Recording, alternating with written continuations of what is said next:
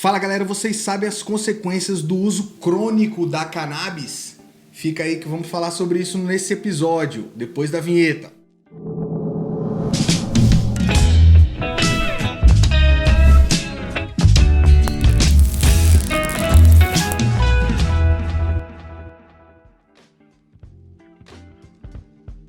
Fala galera, bem-vindo ao mundo da cannabis, eu sou o Sapão e hoje vamos tratar de um assunto bem importante, importantíssimo, que eu gosto de dizer, que são as consequências do uso crônico excessivo da maconha. Antes disso, é importante a gente fazer um parênteses, porque recentemente foi aprovada uma legislação que proíbe, que coíbe a apologia ao uso de drogas. E obviamente a gente precisa reforçar o alerta que a gente deixa lá no início de todos os nossos vídeos, que é o fato da gente não promover de forma nenhuma a apologia. Muito pelo contrário, a gente está aqui para poder informar, para pesquisar, para debater, para poder trazer para vocês a melhor informação possível, que é um conteúdo de um tema que é bem polêmico, Então, qualquer tipo de indicação pessoal que a gente faz aqui, nenhuma delas a gente pediu para que fulano, ciclano ou qualquer outra pessoa fizesse o uso de qualquer tipo de substância entorpecente ilegal. O nosso canal ele é voltado para pesquisas e situações de estudo, principalmente da cannabis medicinal, que traz os prós, os contras e sempre com a maior das responsabilidades. Então por isso a gente reforça esse alerta e aproveitando também eu peço para que vocês sigam a gente aí, seguem a gente, ativem os sininhos, porque nem todo mundo está recebendo as notificações, se inscrevam no canal, obviamente, e só ativando o sininho que você vai saber que um vídeo nosso novo chegou. E hoje, nesse mesmo tom de responsabilidade, a gente vai tratar de um tema que é importante, que é o uso crônico, os riscos do uso crônico da cannabis. Vários estudos aproveitaram a legalização nos países para poder fazer com que aumentassem as pesquisas, ampliar o canal de pesquisas sobre o uso e incluindo os prós e contras da utilização desse tipo de substância, principalmente os países em que foram feita a legalização, Uruguai, Canadá, tem muita dessa pesquisa, Israel e tal. E vários e no Brasil não foi diferente. O Brasil, que é um grande produtor de conteúdo de cannabis, o Brasil, a gente já citou em oportunidades que os brasileiros produzem muitos artigos com esse tema, principalmente do CBD. CBD a gente é quase campeão. E há praticamente um consenso entre esses estudos de que o uso crônico, que é aquele excessivo, de quem consome grandes porções diariamente, ele sugere que esses usuários graves, sofrem alguma alteração nas funções associadas direta ou indiretamente ao córtex pré-frontal, que afetam a memória e funções executivas e psicomotoras. Os efeitos da cannabis, sempre a gente cita isso aqui nos vídeos, depende muito do organismo, da qualidade da cannabis e da forma do consumo de cada cidadão, Um tem uma resistência de um nível diferente de um organismo sempre para o outro. Se o consumo for na forma de cigarro, como a gente sempre bate nessa tecla, independente da quantidade com que você consumir, sempre haverá um potencial ofensivo para a sua mente e para o seu corpo. A gente citou isso aqui em outros episódios, se não me engano, do consumo da cannabis. Então a gente já também comentou sobre os efeitos da cannabis no organismo, que elas podem ocorrer em curto, médio e longo prazo, isso quando a gente falou dos consumíveis, dos edibles. Os efeitos imediatos normalmente são aqueles sintomas perceptíveis diretamente e que acontecem logo depois do consumo, delírios, desequilíbrio, sonolência, ataque cardíaco, olho vermelho, que tem episódio também, sensação de boca seca, queda da acuidade visual, o cara fica com o olho de chinesinho, assim, sensação de euforia ou riso fácil, perda da coordenação motora e diminuição temporária da inteligência. Já os efeitos de médio a longo prazo, eles variam e isso também, de novo, depende do tipo de droga e da ação da droga no organismo, que pode ser diverso. Estão entre elas a diminuição da atividade motora, Você fica meio lesado, A pessoa fica meio desanimada, meio lenta. A sensação de relaxamento causada pela cannabis, ela faz com que a pessoa fique sem vontade de se movimentar ali, meio lesado mesmo. Então, apesar de não ser uma regra, porque alguns dos indivíduos chegam a apresentar situações de euforia e alguns ficam até agressivos, mais agitados e tal. Então, isso não é uma regra que acontece com todo mundo, mas é um dos sintomas. Crises de alucinação.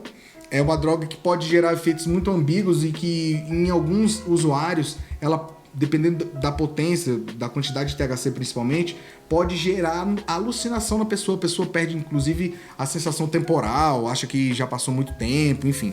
Isso depende da forma como vai ser metabolizada. Isso pode ser bem intensificado e pode ser perigoso naqueles pacientes que já têm uma propensão à ansiedade crônica e que pode levar até a psicose, a gente vai ver mais pra frente. Mudanças na frequência cardíaca, isso pode ser sentido por qualquer usuário, inclusive alguns usuários de edibles também sentem ali como há um trabalho na vascularização do sangue, né? Aumenta ali a sua quantidade de vascularização, o corpo fica um pouco mais acelerado, a pulsação mais acelerada da taquicardia, e as pessoas que são mais sensíveis podem sentir inclusive dor no tórax por causa dessa taquicardia. Aumento do apetite, isso a gente falou no episódio da larica, é importante vocês assistirem lá, dar uma olhada, bem legal, cliquem lá que vai ser interessante pra galera que tá aqui, ó.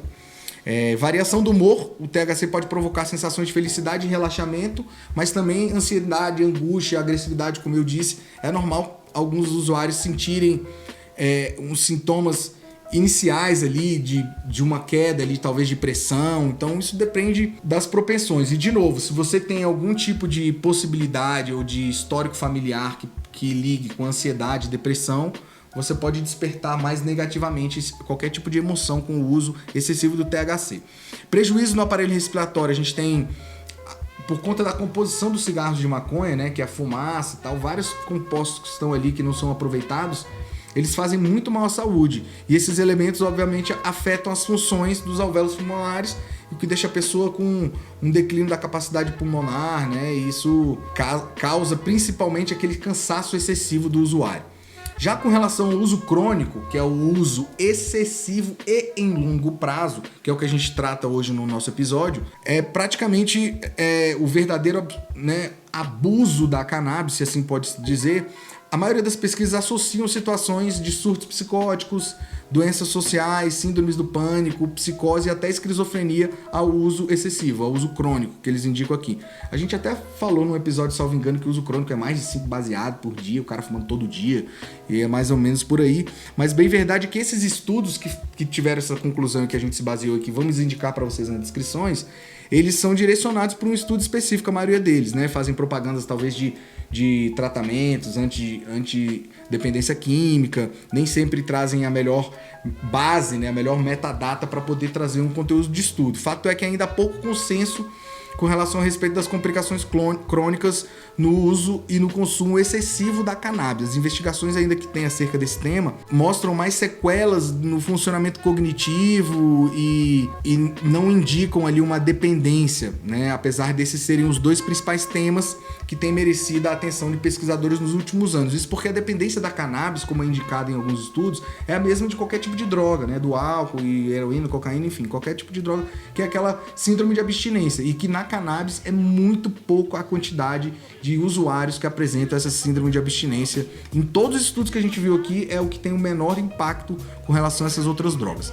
Dentre os problemas mais comuns associados a esse uso crônico, a gente tem os problemas cardiovasculares, que é o efeito da saúde dos vasos do coração. Como eu disse, dá um ataque cardíaco, a pessoa talvez tenha uma propensão ali a questões cardiovasculares, e isso faz com que frequentemente ela traga algumas dores, e isso aumenta a probabilidade de infarto do miocárdio, insuficiência cardíaca ou outras doenças que já ocorreriam se não utilizasse a maconha, e que a maconha funciona como um catalisador nessas situações de uso crônico. Alterações no pulmão, né, assim como qualquer fumígeno, doenças pulmonares e respiratórias acabam sendo mais suscetíveis para as pessoas que usam fumígenos, e a cannabis não é diferente. Então, se você utiliza a cannabis da forma de fumígeno, você está propenso a alterações respiratórias, né, a riscos no seu pulmão.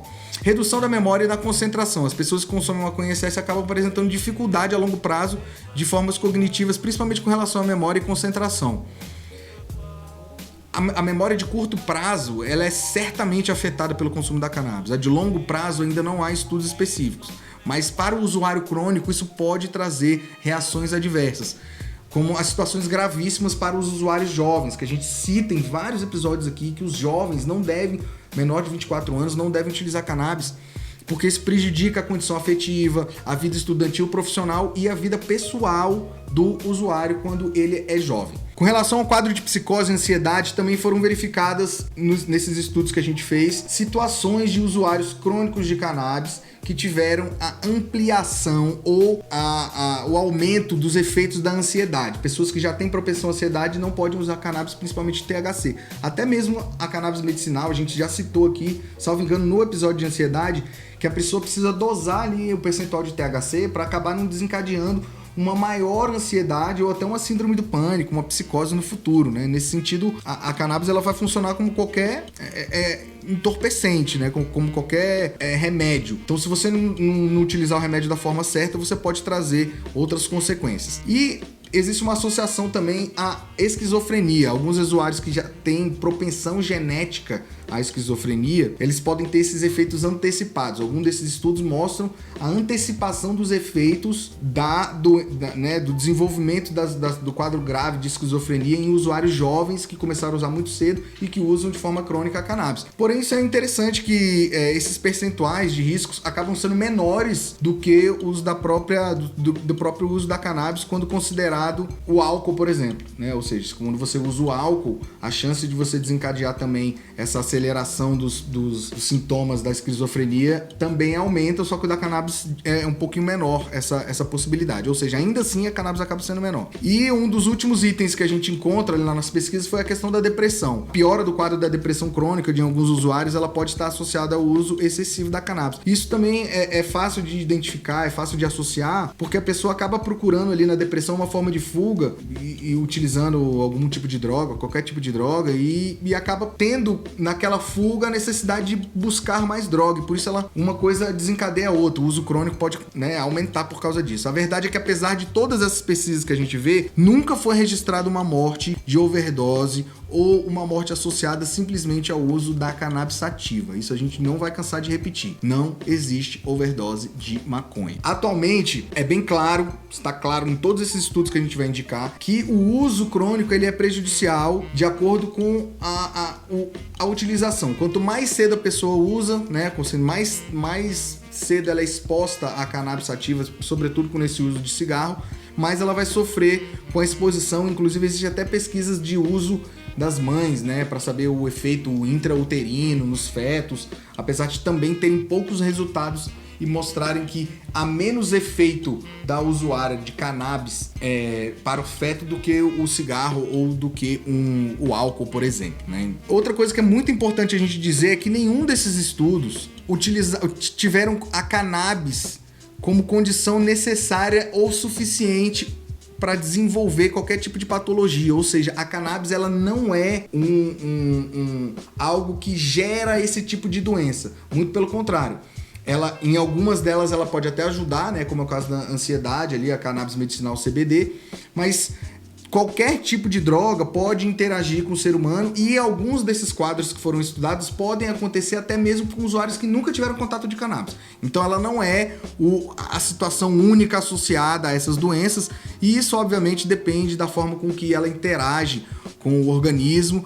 Outros componentes que foram utilizados, casuais, foram utilizados e levados em considerações para as conclusões das pesquisas, principalmente o genótipo, condições ambientais e condições de neurodesenvolvimento, né? A pessoa, dependendo da condição que a pessoa vive. O mais comum encontrado nessas pesquisas é testes com usuários e ex-usuários que evidenciam déficit de memória e aprendizagem, principalmente a memória a curto prazo, e dependendo do perfil do usuário, o uso crônico acaba afetando de maneira crucial a sua vida e qualidade de vida, fazendo com que ele se torne uma espécie de dependente. Isso não quer dizer que a cannabis por si só gere dependência, mas o uso de qualquer tipo de substância por pessoas que precisam de ajuda podem gerar esse tipo de dependência. Como diria aquele médico e físico suíço que a gente já citou, suíço-alemão que a gente já citou aqui, né, Paracelso, lá no século XVI, a diferença entre o remédio e o veneno é a dose. Eu espero que vocês tenham gostado do nosso tema de hoje. Deixem o seu like aqui embaixo, se inscreva no canal, comente e a gente se vê no próximo episódio. Valeu, galera!